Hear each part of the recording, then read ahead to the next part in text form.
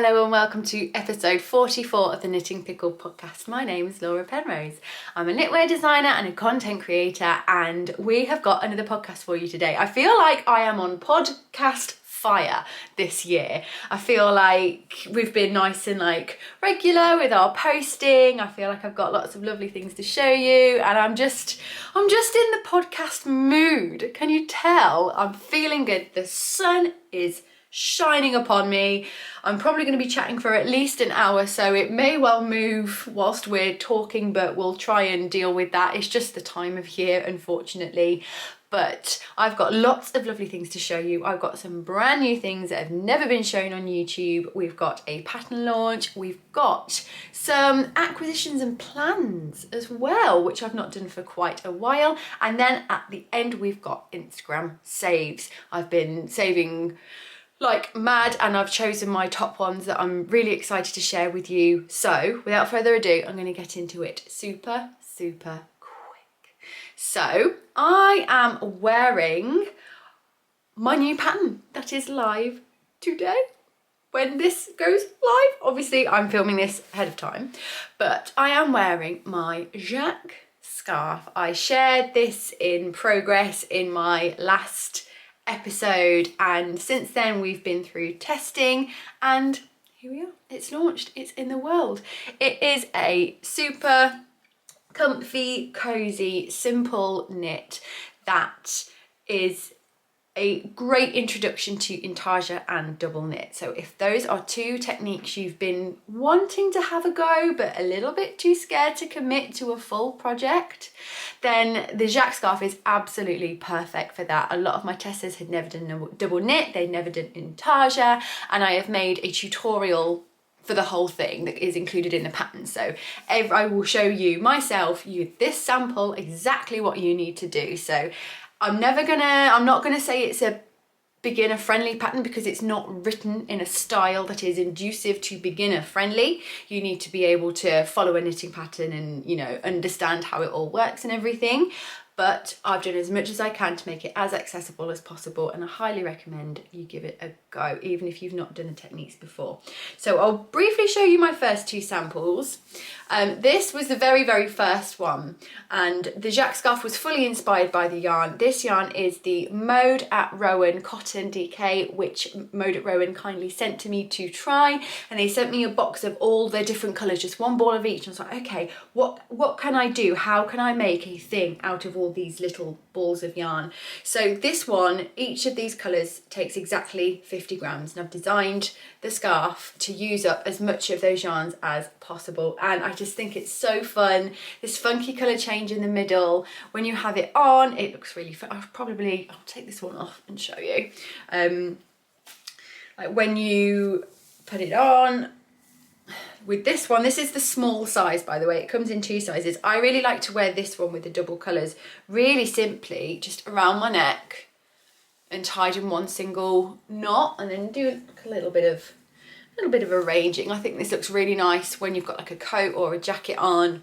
Can't really see me from up there, can you? So you have like the pink on this side and the blue on this side, and then it's switched over at the front, and I think it just looks so lovely in like a V-neck cardigan or jacket or coat or something like that. So that's one way of doing it. And with the small, you can also do the kind of like double wrap situation like I was doing with my red one a minute ago, and then you get that colour change there, like right at the front, and you can just keep it super cash, hanging down like that, or do a little, ooh, where is it? Little knotty guy. Super simple, just nice and cozy and simple and light.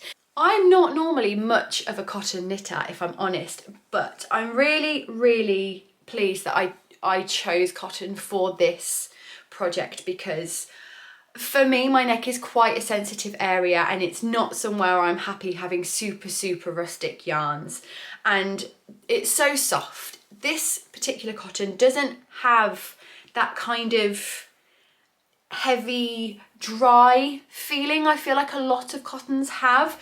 I still feel like it's very drapey, it's very soft. I think garter stitch really helps with that. I made my sample with a 4mm needle. I originally started with a 4.5mm needle to try and increase the drape even more, but it just didn't look very good. It was like the fabric just wasn't very nice. I went down to a 4mm needle, but because it's garter stitch, it grows, it stretches, and it's like super drapey and super lovely. It's just such a beautiful, beautiful yarn, really, really nice.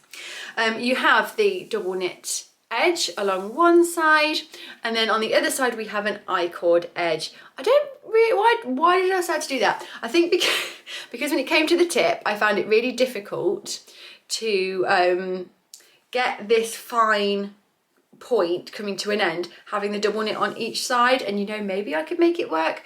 But another reason it's better to have the I-cord on one side is that the double knit, it will be a slightly tighter tension than the garter stitch. Unless you were to work it on a bigger needle or add it separately, it's always going to be a little bit shorter. So by having the I-cord edge, which is a lot stretchier and is much more in keeping with the garter stitch, it lets that fabric open out. If I had the double knit on both sides, then the kind of fabric in the middle would bulge over really, because it would be longer than its perimeter. Does that make any sense? But yeah, so that's how the pattern kind of like developed, and yeah, love it. It's got the nice kind of, the increases all along one side, so you can block it into more of a point if you wish, or just keep it kind of natural. You don't really see the point either way, but yeah, I just like that really solid flat edge. And it's, again, like I said earlier, a really easy way to kind of practice that double knit. It's all included. You're not picking up stitches, you're not adding it afterwards. So if you've ever wanted to do a double knit button band or something but you've been too intimidated, then this is your opportunity to practice the technique, because honestly it's really easy. It, you know, in the terms of a button band, it can be a bit faffy, it can take a bit of time, but actually it's not physically difficult at all. So have a little go, and this project will give you the confidence to do that. I also have my green version. This one is the large size, so much bigger, as you can see. And I like to wear this when I'm wearing my coat kind of over the top of the coat rather than like tucked into a collar.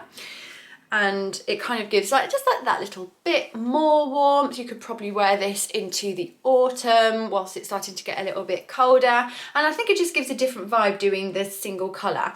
And where the small switched is designed to make the most of two 50-gram balls, this one is designed to make the most of a 100-gram ball. So the green colour that you see here, which this is called maintained. So this is called switched, this is called maintained. I found it really difficult to find the right words for this, but basically the colour one, which is the green, is maintained throughout, and it uses just under 100 grams of the green, and then it's less than 50 grams of the white as well.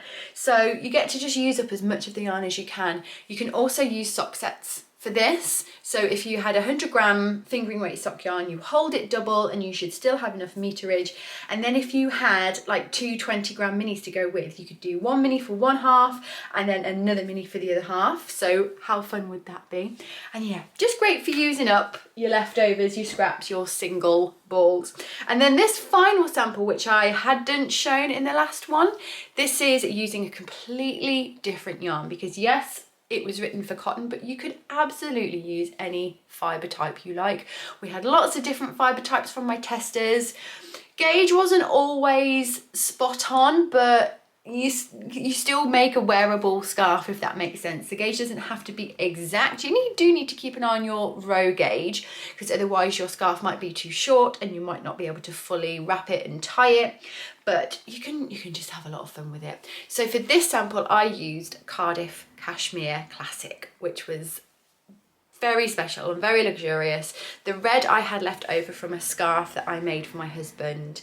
I made him a full red cashmere scarf as a present, as a very special gift for him, and I had 2 balls of the red left over. This is actually the small size. I couldn't decide in the end if I wanted to do a small or a large, but I was running out of time, so I went with the small. Small, single colour, and I bought a ball of the white as well. and it creates such a different vibe. The meterage of the Cardiff Cashmere is very, very different. It's almost double the meterage, but I still used a 4mm needle, and the fabric is pretty much the same. It's mad how all these things can look so different. And I've been wearing this one. I've probably been wearing this one probably the most because I've finished it most recently, but I feel like I've just got like a nice like beigey ecru trench coat, and when I have this on with it, it makes me feel very posh, very, very French. And I've just realised I've forgotten to get something out from under the bed. Bear with.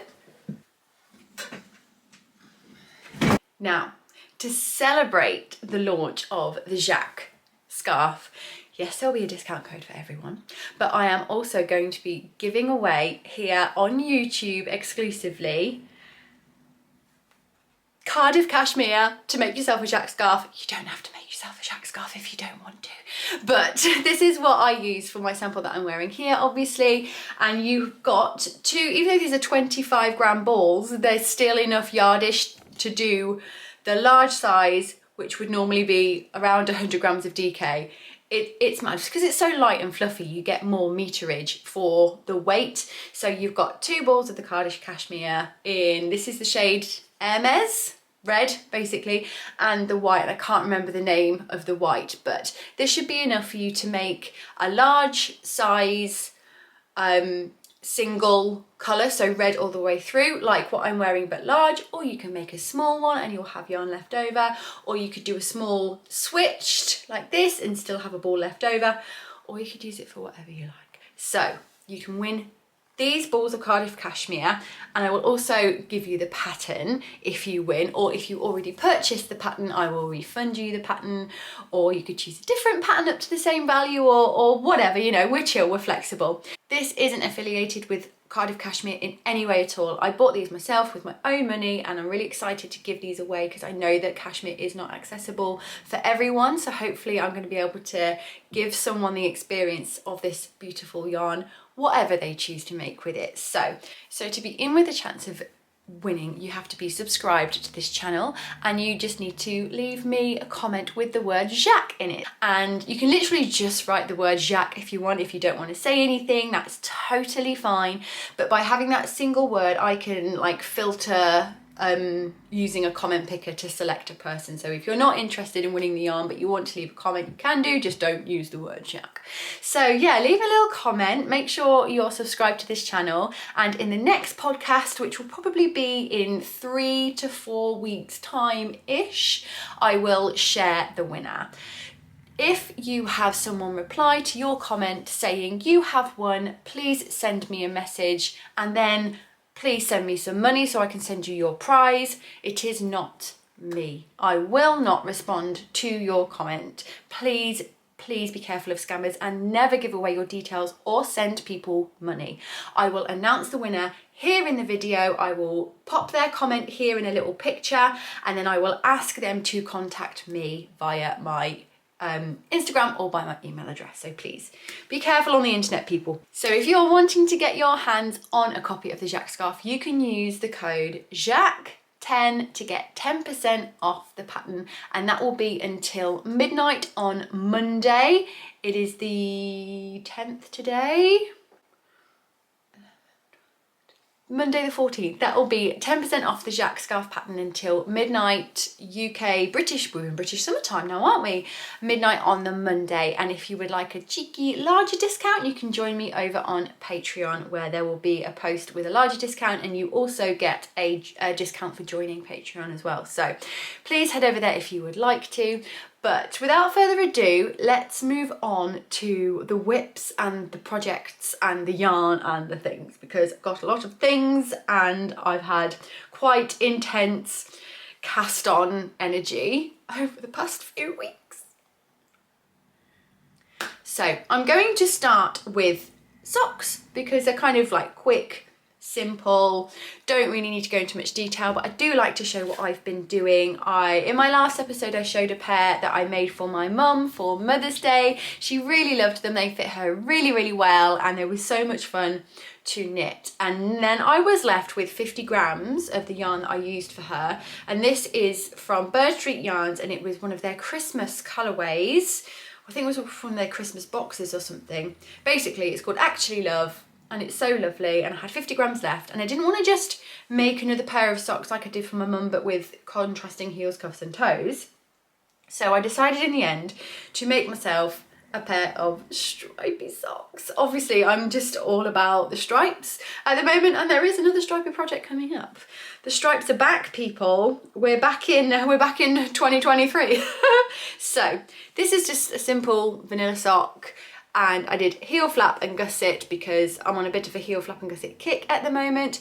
And I actually, for the first time, went down a needle size. I've been knitting my socks on 2.5mm needles for years because that was I used Addy Sock Wonders, and I couldn't get them in less than a 2.5, but I finally invested in a set of ChiaoGoo minis, babies, tinies things. Like you get 2 different length tips and they're teeny weeny tiny, and you get little short cables, and basically you can mix and match. So I can have my needle that I use with my right hand longer than the needle that I use with my left hand, and that is the only way I find small circulars to be comfortable and not put strain on my hands and my wrists, by having that longer needle in my right hand. And I can have them in any size I like. So this is the first time I did that smaller needle. I had to adjust my stitch counts and everything, but it all like really worked out in the end. Obviously I've not finished my pair, so I'm not truly sure of how well they fit, but I love the way that they look. I did 5 row stripes. I even did the stripes in the cuff, which is 1 by 1, and so 5, 10, 15, 25 rounds on the cuff. I can't remember how many rounds I did on the leg. I used to do 60, so maybe I did, actually, hang on, 55 rounds on the leg. Oh, I think I went a little bit shorter on the leg than I normally would because I didn't want to run out of this yarn. I do wish that I did originally want the heel flap to be stripy as well, but I didn't think about that when I decided to make 5 round stripes. That basically would have meant I would be cutting the yarn every time I did a stripe, and I did not want to do that. So I gave up on that dream, and maybe I'll try that again next time. I also wish that I had done the heel flap and turn in this colour, so that this stripe would be like contrasting against the heel cuff, the heel flap, who knows. So yeah, I wish that this had been that colour. I think that would have looked nicer, but again, it doesn't look bad. It's just a beautiful sock. Normal wedge toe. There you go, this lovely stripy sock. I'm on the heel flap of my second one, and I have kind of lost my sock mojo a little bit recently, but that's only because my mind has been taken over by a different project that scratches the same itch for me. That evening, mindless, chilled out, not work, just gentle, portable, easy knitting, which is what socks are for me, and I'll show you that in a little while. So that's my own personal socks I'm working on at the moment. I am working on another pair of socks at the moment. I don't normally have 2 pairs on the go, but this is a very, very special pair because you might not know this about me, but I kind of like F1. You know, I don't mind watching it. A couple of drivers I like. I'm obsessed with the F1. I've made it my whole entire personality, and just love it. I just love everything about it. I love the drama. I love the politics. I love how it's different every time. You never really know who's going to win. I love it. Could all go wrong. It could all go well. Like I just love everything about it. It's great. So my project this year for F1 is to make a pair of socks, not necessarily for every team, because that would be 10 pairs of socks, which actually would be doable. But I don't know. I don't particularly want, there are a couple of teams I don't really want socks in their colours. Like the Sauber colour this year is bad. But yeah, I'm basically making socks in all the F1 colours, and I started with my favourite team, which is Mercedes, and that's because George Russell is my favourite driver, hence why I released a pattern named after him last month. So this is my first of my Mercedes socks. I saw this yarn when Stephen and Penelope shared it actually last year. It's not specifically F1 or Mercedes, it's actually Loki, which I think is a Marvel thing, I'm not too sure. But it just screams Mercedes, and can I say any more? It's just fabulous. Now, I had a bit of trouble with this sock actually. As I had got my new sock needles, I started it on a 2.25mm needle, and I was finding it incredibly uncomfortable to work with. This yarn itself, it's from Punk Rock Unicorn. It's quite thick. I haven't got the label near me, so I can't check the meterage, but I was just very aware of how thick and dense it was feeling on my needles, and that was making my hands hurt and my wrists hurt.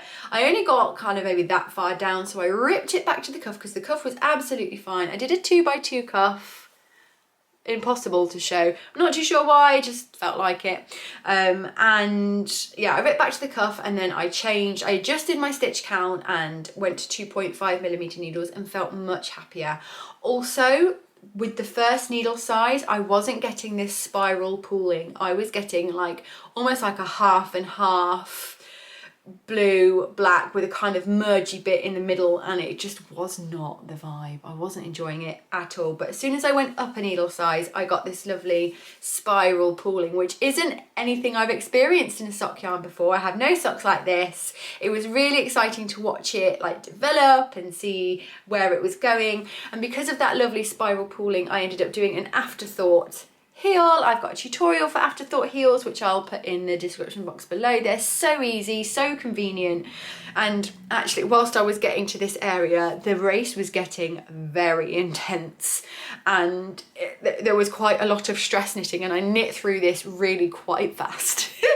And then I did the toes and the heels whilst I was watching a podcast about the race that we had watched before.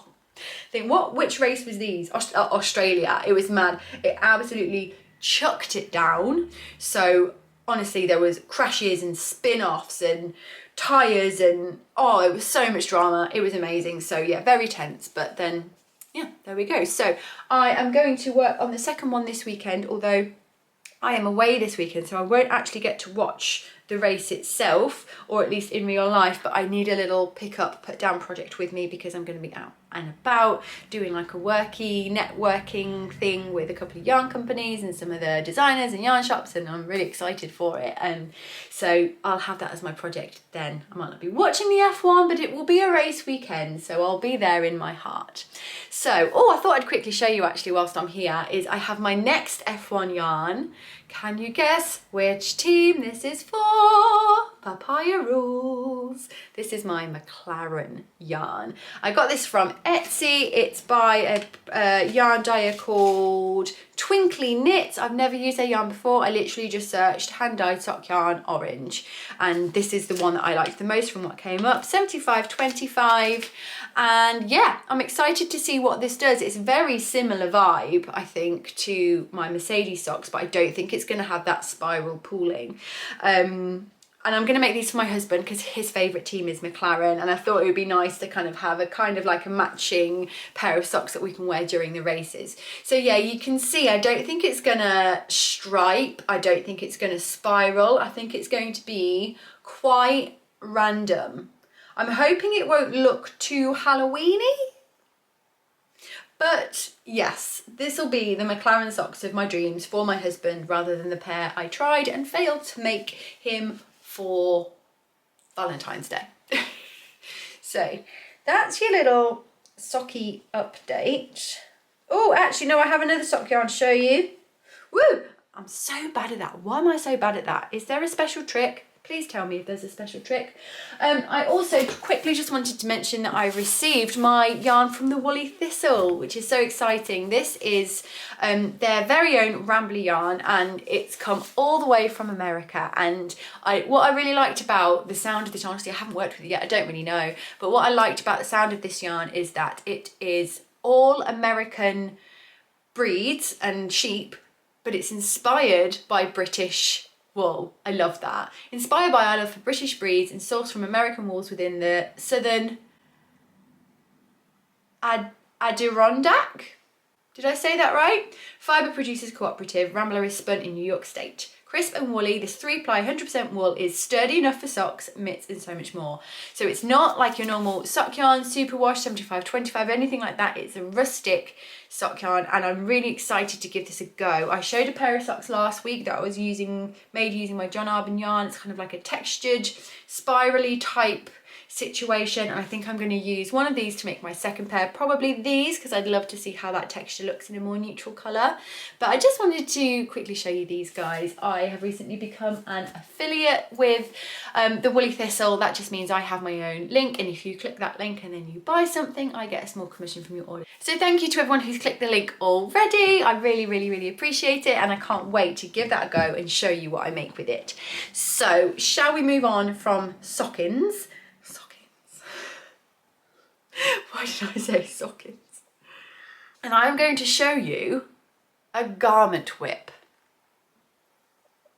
I feel like it's been a very long time since I've shown you a garment whip. I feel like it's been a very long time since I've shown you a garment whip that wasn't a Midland cardigan or a Maxine, because they're the only two things I've made in like the last 2 years. It's very much in whip form, so I am gonna pop it on for you, hence why we're wearing a very neutral base. But it's kind of in a bit of an awkward point at the moment, and I have some ripping back to do because I've had a bit of a mare with the finishing, with the hems of this, and I wanted to talk you through that because I know you guys love to hear about all the stuff that goes wrong as much as the stuff that goes right. So in the first episode of the year, I showed you a sweater that I was working on, which I have here. And I have actually ripped the sleeves back out now. This was the original attempt at this jumper. Its code name was the Mango Sweater, but I'm not going to be using that name just because of the like the high street version, the hashtag, all that kind of stuff. It's just not really going to work. But this was the original version, inspired by a jumper that I got from that high street fashion brand, and I made this version in Manchalope, which I absolutely love, but I wasn't enjoying the way the fabric was working up in this stitch, and I also I wasn't very happy with the collar either. And I mean, I could adjust that by just picking up less stitches, but I really stalled on it, and I just realised that the yarn just wasn't quite the right fit. It's also tricky to design in a unspun yarn like this that comes in plates. It's held double. You're never really sure on the meterage. It's tricky. And I think that was also holding me back from it as well. And I just wasn't connecting. But I was like, there is something here. I really love this stitch pattern. I love this vibe, but I think we just need to develop it a little bit. So I'm going to rip this out. I love this yarn. It's so soft and light and fluffy, and I love wearing this type of yarn, but I think I prefer it when it's in stockinette stitch and colour work. So I think I'm going to rip this back. I've actually found it very easy to rip back. I think because it's double stranded, super easy to rip back, not difficult, just need to get around to doing it. So I'm going to save this for colour work because I do have some colour work plans for autumn winter this year, so it will get used, and I think in a way that I'm going to wear it a lot more. But I wanted to develop it, and I have a new kind of colour obsession at the moment, which I'm really enjoying, and I can't quite believe I'm about to say this, but it's yellow, and specifically butter yellow. I asked my good friends to recommend me a nice buttery yellow yarn combination, and lovely Sophie came up with Filcolana Saga held double with a strand of mohair, which is the combination I use for my Chantilly cardigan and absolutely loved and have been meaning to come back to. And these are both in the shade French Vanilla, and it just makes the loveliest butter yellow. Light, fluffy, floaty, still very much in similar vibes to that original yarn that I was using, but just a bit lighter, a bit drapier, less stiff, and just, a little bit more accessible, I think. It's not difficult to do like a mohair and a DK held together, or 2 strands of fingering and a mohair, or even just a single worsted weight strand would work as well. What needle size am I doing this on? I can't remember. I think I'm doing it on a 5.5. Yeah, I'm working this on a 5.5mm needle, so it's not like super chunky, but it also knits up quite fast. So this is what we have so far. Okay, so the other thing that I decided to change in the end was I just wasn't feeling sweater. I'm definitely in my cardigan era, and because we're moving into spring, summer now, and it's such a spring, summer colour, I thought, you know what? This needs to be a cardigan. I'm going to get so much more wear out of this if it's in a nice, light, bright spring, summer colour that I can wear all through the warmer months. I tend to usually have a cardigan on the go in the summer because obviously you can get really hot times in the UK, but most of the times it's not that warm. And I just instantly felt so much more motivation to get going with this project when I started to think of it as a cardigan. So this is what I have so far, and it's really going to be difficult for me to show you this, isn't it? It's still on the needles and everything. But I'll start with showing you the back. So here is the lovely texture, this gorgeous stitch pattern. I just love it. I just think it looks so, like, it just looks so refined and like just lovely. And I completely changed the shoulder construction from the first one to the second one. They look the same, but they are made very differently. So you can see that running along the back of the shoulder here, we have this lovely line of knit stitches that kind of mimics these stitches, and then that also was running around the neckline and going into this front one here. And that's another reason why I found myself stalling on this one, because I wasn't confident that I could make this detail work for every size, and that was making me feel not happy if I couldn't do that for every size. So the other problem with that is the way that I did it. I did the back shaping with increasing, very much like I had with my sibling sweater, and it was awkward to work. It, like, when you're increasing in the same spot every row, it's tight, it's difficult. You can get away with it in stockinette stitch like in the sibling sweater, it's fine, it's quite simple. But when you're also doing it in pattern, and sometimes it's a knit, sometimes it's a purl, it was just not fun to knit because you really had to focus. And I felt like even though I knew what I was doing, I was kind of constantly checking and constantly second guessing myself, and that's just not fun. So in this sample, I ended up working the back shaping with short rows instead. And I still managed to maintain this lovely chain of stitches that goes all the way along the back now, as you can see, which it didn't on the white sample because I did it with an I-cord. How clever is that? I did one big long I-cord, and then I just picked up all the stitches from the I-cord, and then I picked up the stitches from the opposite side of the I-cord for the front panels. So simple, so easy. It's also a lot stretchier. The tightness of increasing into those little spaces just was making that shoulder seam very, very tight, and that's not fun. So you have a lot more stretch, a lot more flexibility. It looks exactly the same, but it's just much more fun to knit. And that is my thing. I cannot do a knit or a project that I'm not enjoying. And obviously everyone has different elements of enjoyment. Not everyone will enjoy doing German short rows. I mean, I don't know what's wrong with those people, because it is the best thing to do in the world and so fun, and I just love it. But yeah, if I'm not having fun, I don't want to do it. So why would I do it? So I worked the back, picked up the front. It's a V-neck cardigan. I'm going to put it on in a minute. And down the body at the underarm, you also have this kind of faux seam where it's like a double thickness here. And that was for 2 reasons. One, because they kind of joined at that point anyway, and I would have to have decreased out one of them, and I didn't really want to do that.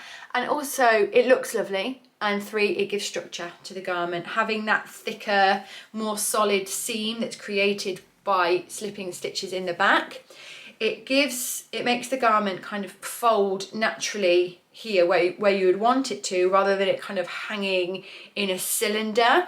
And so it just sits on the body nicer. It's why traditionally, and a lot of people still work their garments like front piece, back piece and seam them, because it does make it more structured and can be more flattering. Obviously, you can still have a nice fitting, flattering, structured garment worked in the round, but by having this faux seam, it's just helpful in general.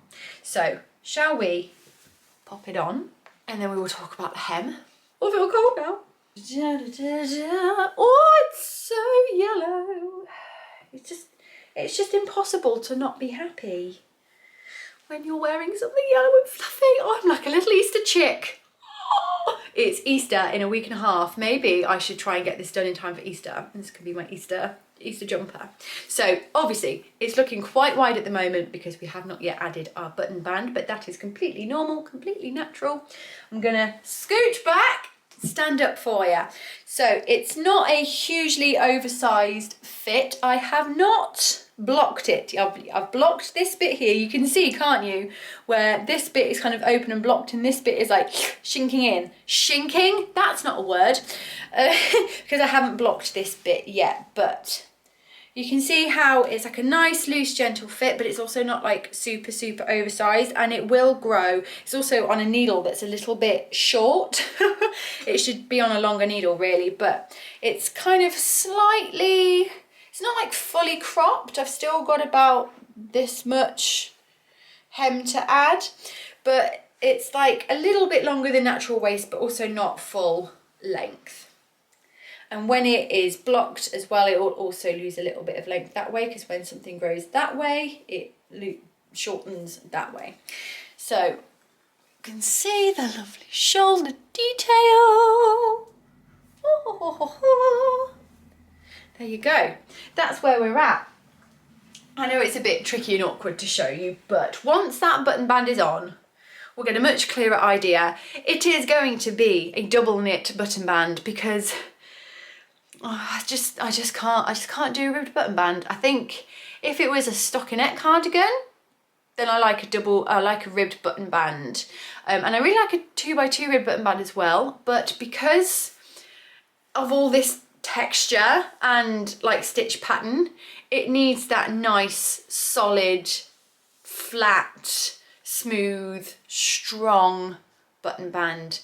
You just get such better structure in your garment with a double knit button band. Same with the Midland, it just keeps the integrity of the cardigan so much better than rib because there's just no strength in the rib. But I am going to take this off and change my battery. So bear with, not my battery, the camera's battery. Editing Laura here. I thought I would just explain the sudden appearance of this camera in this video, and it's flashing.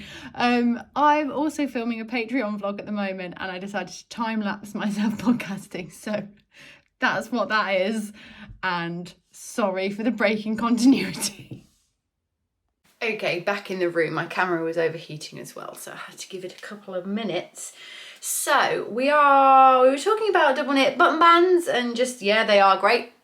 And I'm going to try a technique this time around where you don't have to break the yarn when you're making buttonholes, so that'll be fun. But before I can do that, I need to do the hem, and I have been having a little bit of a struggle with the hem. I wasn't really sure kind of what I wanted to do with it, like whether I wanted it to be like just 1x1 or 2x2, or like try and get the slip stitches to go into the rib as well, but the stitch count didn't really work out for that, and I went back and forth quite a lot. And so I was like, oh, I'm just going to do 1x1 rib, but that ended up looking really messy. Like the transition from the texture to the 1x1 rib just didn't look great. It just looked a bit like, rubbish, basically. I thought we can do better than this. So I had a little think, and I thought, do you know what? It's going to take a little bit of extra work, but I've got a feeling it's going to look fantastic. And I thought I'm going to try and mimic this situation here on the shoulder along the bottom, and I have achieved it, but I haven't achieved it to what I feel like is the best of my abilities. So I am going to rip this out. So this is what it looks like right now. So you've got this lovely like chain of stitches going across to separate out the bottom of the cardigan, and then what will be the 1x1 rib. Now, you may be like, what's wrong with it, Laura? It looks absolutely fine. However, if you look on the wrong side of the work and you look at the chain of stitches here, I don't know if you can tell, but this looks, to me anyway, much neater. They look like stacked knit stitches, where on this side, it looks more like a braid. Can you see what I mean? Both fine, but ultimately this looks different to this. Oh, that's the inside of my seam. To this. This kind of lovely, nice stacked V's rather than like crossing over braids. And that is because the way I did this was to basically do an I-cord bind off all the way along. Did I do a 2-stitch or a 3-stitch? I think I just did a 2-stitch I-cord bind off. And I basically did it from the wrong side. So what I did was, starting on the right side, I just bound off using an I-cord bind off, and then from the wrong side I went back, picking up my stitches, and then went into my 1x1 rib. And that basically means that the joining stitch, which is joining that I-cord to your live stitches, is technically the decrease stitch, so I used an SSK, and that is the stitch that we can see here. Now normally that would it would just blend into the I-cord and it wouldn't be that noticeable, but what I really want is this side. So what I need to do basically is just knit across and then bind off from the wrong side, and then pick up from the right side and then knit back from the wrong side. I'm pretty sure that's what I did, or I did it the other way around and I thought ahead and I thought, okay, well I'll knit across first and then I'll bind off, and yeah, basically I did it the wrong way around. I can't remember which way around I did it, but I will discover that when I rip it back. So I just need to do that. And I really got into this project and was working on it pretty solidly for a couple of weeks, and then this happened, and also it was like my third attempt at doing this hem, and I was like, no, I just need a break. I just need a big break from this one. But now I've got this vision of being a fluffy Easter chicken. I'm hoping that I can spend the next week working on this pretty exclusively. I have no other deadline, it's coming up anytime soon, and it would be nice to get this into test still whilst it's spring, so that it could be released kind of in the summer. Should I be releasing a fluffy mohair cardigan in the summer? I don't really know. I also don't really care, if I'm honest. I've come to quite a big realisation recently, and I think it is that I am just not... Garments is not where my heart is at the moment. And I think back to, I remember when Crazy Sock Lady first announced, like it's like some big deal, but she said, do you know what, I just don't like knitting garments, I don't like wearing knitted garments, I just want to make socks and shawls and blankets and that's it. And I remember feeling seen when she said that. Like, I do enjoy wearing knitted garments, but only very specific ones. I've got my ones that I reach to all the time. I wear my cardigans much more than I wear my jumpers, and when I wear my jumpers, they're only in very specific occasions. I have a lot of sensory needs, especially when it comes to touch, and it's not like I dislike the feeling of wool. I've got a good tolerance for wool, and when it's really cold I love it, but in general I tend to be reaching towards my kind of my cottons and kind of very, very soft to the touch clothing, and that is just what works for me. So yeah, I've kind of stopped putting the pressure on myself to be producing garments all the time, because it's just not where my heart is, and I don't think I'll ever not design and make garments, but it has to be something that's really calling to me, something that I really want to have and wear, and sometimes that can come and go. Sometimes I'll lose steam on something halfway through and just never come back to it. Sometimes I'll leave it for 2 years and come back to it. Sometimes it all gets through in one go. Like, I don't know, but the point is I've kind of realised this thing in myself, and therefore I'm not going to put any pressure on myself to be releasing multiple garments one after another all year round, all that kind of thing. If I want to do a garment, I'm going to do a garment. And from a business point of view, I'm just going to take the pressure off myself for those patterns to have to do well, because having that pressure added on as well isn't helpful. If they do well, brilliant, and obviously I'm still going to do everything I can to make them do well. They're still going to be written and graded to the highest quality that I can. I'm still going to market them. I'm still going to, you know, do what I can so that they make their money back and I'm not wasting my time. But I think garments for me is just something that I will, you know, will always be there, but it isn't my main focus. I think I'm really in a phase at the moment where I just want to make fabric, basically. So blankets, scarves, shawls, socks as well, but I'm not really much of a sock designer. I'm not that bothered by that, but I have so many ideas for scarves and shawls and blankets and all this kind of stuff, and some more homeware ideas and things like that. And I just think that's who I am. I think that's my design identity, and I'm totally cool with that. Like, I think a lot of the time we see designers like kind of churning out garments all the time, and that's brilliant. If that's what makes you happy, if that's the kind of designer you are, awesome, amazing for you. But that's not what everyone has to be, is it? And I think I certainly felt the pressure of having to release like 10 garments a year to consider myself a knitwear designer, but that's not who I am. And when you think back at my patterns that have done the best, they ain't garments. So better to go with our strengths anyway, I think. But I am enjoying working on this one, and I think taking the pressure off of when it has to be out by and when it has to be done by is more conducive to productivity to me. So if that means this ends up coming out in July, then it ends up coming out in July, and you can knit one over the summer ready for autumn. This would be so lovely in like a rusty colour as well, wouldn't it? I am intending, if all goes well, on having a second sample made in, I need to go under the bed again, Ramadan fans. Never used it, no idea about it. Came highly recommended from Rebecca of the Grey Bay. I had a little chat with her about this because I know she's used this a few times. Highly recommended, and I should be able to get a very similar gauge to what I've used here with the multiple strands, but it is a single strand.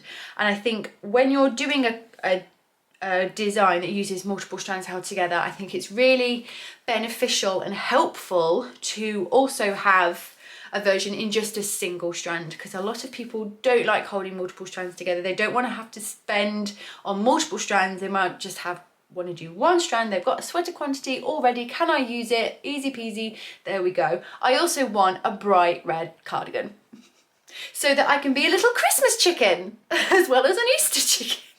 So yeah, I'm probably going to get this one sample knit. How lovely is that red? I'm clearly having a red moment. Red and yellow, beautiful. So let's move on from the, I didn't tell you its name, did I? Not the mango cardigan, no. I'm going to call it the Buttercream Cardigan. I'm going back to my patisserie roots. Now, I was a little bit unsure about calling it the Buttercream Cardigan at first because it's kind of quite inducive of the colour. But I mentioned this on my Patreon and I asked for opinions, and actually someone made a really good point, and they were like, think about the texture and the fabric that you're creating with these yarns held together. You're taking two things that are like hard and solid, and you're putting them together and knitting them in a way that makes them light and soft and fluffy. And what is buttercream? You take something that's hard and solid and you process it into something light and fluffy, and it kind of goes with the colour, and it goes with those old school patisserie themed names of my early design career, which just makes me warm and fuzzy inside, tickles my knitting pickle. So the Buttercream Cardigan will be ready for test at some point in the next couple of weeks. We'll see. But let's move on to my final projects, and these two kind of come as a pair because I'm working on them kind of in tandem, and one feeds the other, and it's just making me so happy. And some exciting news regarding one of my previous patterns that is due an update. So my face hurts from smiling. I recently found out that some of our friends who live in our village are expecting their first baby. They're having a baby girl, and I was waiting to find out if they were having a girl or a boy before I decided what I was going to make for them. And it was like depending on what I had in stash and how they feel about like colours and everything like this. So I wanted to make them something that was feminine but not like overtly girly. It could still be used for a boy if they wanted to, but I basically trawled Ravelry for a baby blanket design. I wasn't sure if I wanted to crochet or I wanted to knit, and I couldn't find anything that was clicking and that was getting me excited to make the blanket. And then I thought, hang on a minute, Laura, you've got this giant bag of mini skeins and leftover yarn in all these beautiful pastel-y colours. I had a lot of purple, a lot of pink, and bits of green and blue and stuff, and I was like, you should probably just make a sweet shop. So that's what I'm doing. Honestly, coming back to this pattern, which is obviously by far my most successful pattern, it's what kind of cemented my career as a knitwear designer. I think it's what most people know me for, and like coming back to it like two and a half years later has been really lovely. First of all, like 2.5 years ago, Laura did a really good job with that pattern. I like wouldn't change it. There's nothing like in the way it's written that I would change at all. So that feels really, really good. However, I would like to update the schematics because it was my first attempt at doing a schematic, and in the past couple of years I've become much better at making schematics, and I would like them to match my current style, and I think they're a little bit out of date. So it is my plan to just redraw the schematics. They won't be changing. I think they work really, really well. I think the placement of them is perfect, but I would just like them to be updated a little bit. I am also considering adding another stitch count because my sweet shop is a different stitch count to what is in the original pattern. Obviously the original pattern is designed to make the most of 10-gram mini skeins specifically, and this uses less because I've made smaller triangles, and in the pattern it does tell you how to figure out your own stitch counts, but sometimes it's nice to have another set of numbers to go by if you want to, and quite often we have bits left over that are less than 10 grams, and it would be nice to know if we could use them or not. So I'm potentially putting in the stitch count, I don't know.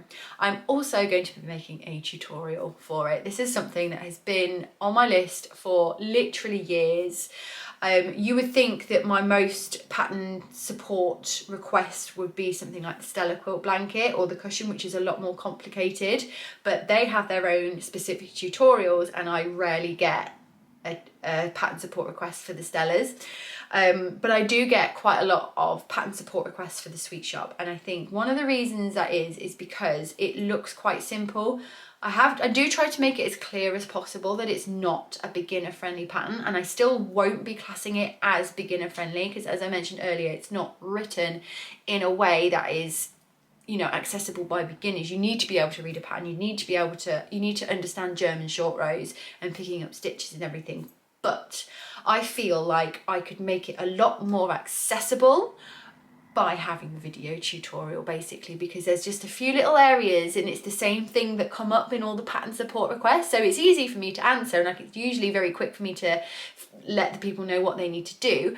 But I think as it's something that is repeatedly coming up and that can be really easily explained with a tutorial, I think it would be a good idea. From a business point of view, I'll have less time answering emails, but also from an accessibility point of view for people out there who want to give it a go but are a little bit scared by the techniques. So not only have I got a beautiful baby blanket to give to our friends, but I can use this to make the tutorial, which is on my list for next week. So without further ado, here is my second version of the sweet shop. I'm sitting on my first one, so this is good because I can show you the difference. So like this one is obviously much brighter, more saturated. This one is kind of it's pastel-y little baby sister. So here you go. Oh, it's just so beautiful. Oh, I just love it so much. I'm gonna add on these two neck squares and then do my tutorial for it. So yeah, you can see that they are a little bit smaller than the originals. Shall we compare? There you go.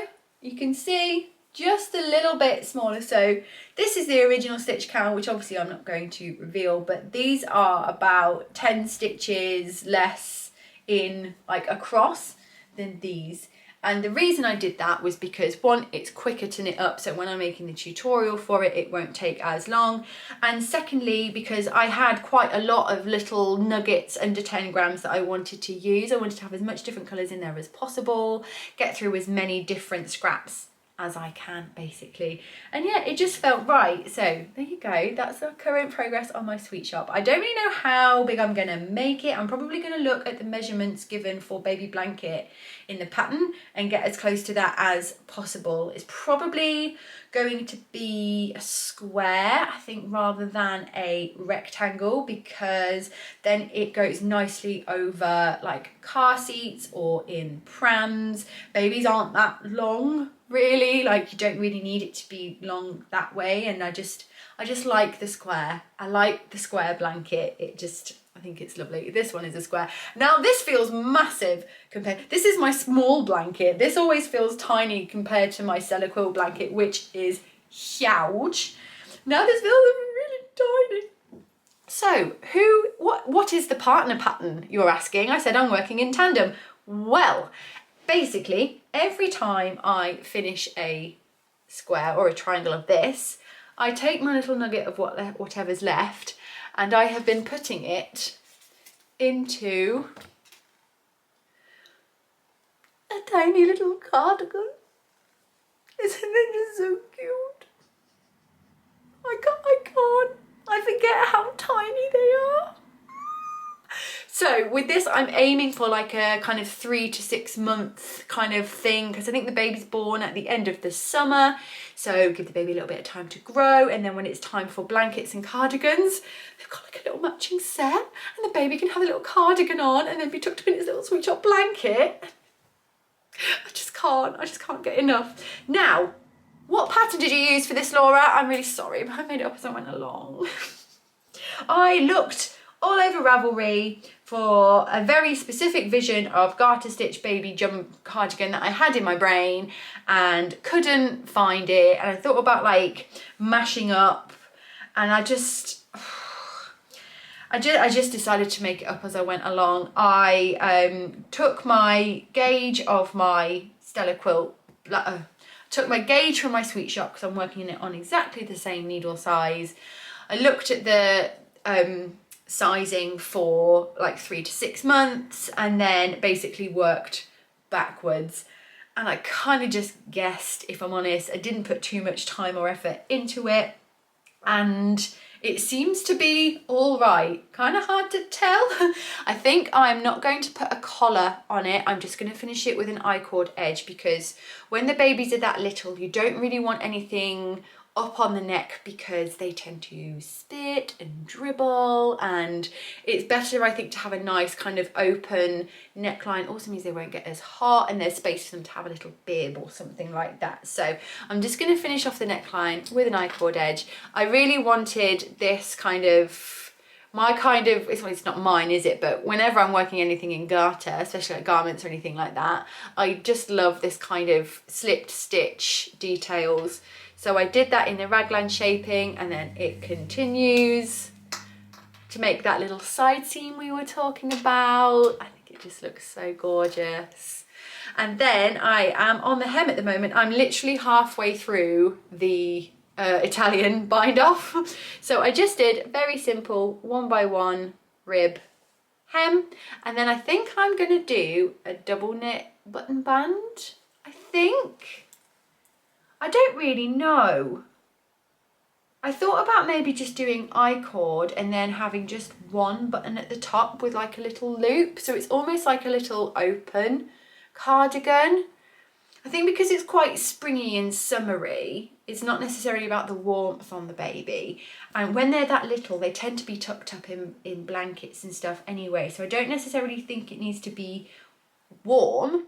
but we still want some kind of closure. So I think I might do that. And then to match the kind of I-cord edgings in this kind of vibe here, I'm going to put an I-cord border on the blanket. I didn't do that with my Sweet Shop. I don't think the Sweet Shop needs a border at all. It's got a really nice edge worked in, but I just think in terms of a matching set, I think it would look really lovely.